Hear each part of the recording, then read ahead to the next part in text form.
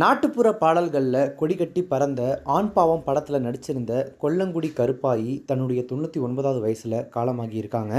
மதுரை தொண்டி சாலையில் இருக்கக்கூடிய கொல்லங்குடி கிராமத்தைச் சேர்ந்தவங்க தான் நாட்டுப்புற பாடகி கருப்பாயி. இவங்க 1985ஆம் ஆண்டு நடிகரும் இயக்குனருமான பாண்டியராஜனுடைய ஆண் பாவம் அப்படின்ற திரைப்படத்தில் நடிகை அறிமுகமானாங்க. பாண்டியராஜன் தான் இவங்களை அறிமுகப்படுத்தினார்.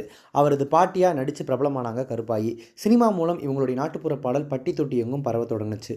ஆண்களை நம்பாதே, கபடி கபடி, கோபாலா கோபாலா உள்ளிட்ட பல்வேறு படங்களில் இவங்க நடிச்சிருக்காங்க.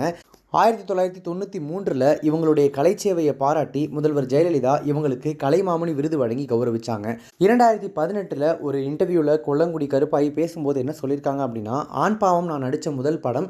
அதுக்கப்புறமா பல படங்களில் நடித்தேன். இதில் சம்பளம் கொடுத்தவங்களை விட ஏமாத்தினவங்க தான் அதிகம். 1000 ரூபாயை கையில் கொடுத்துட்டு ஊருக்கு போங்க அனுப்பி வைக்கிறோன்னு சொல்லுவாங்க. நானும் எதிர்பார்த்துக்கிட்டே காத்திருப்பேன். ஆனால் ஒன்றுமே வராது.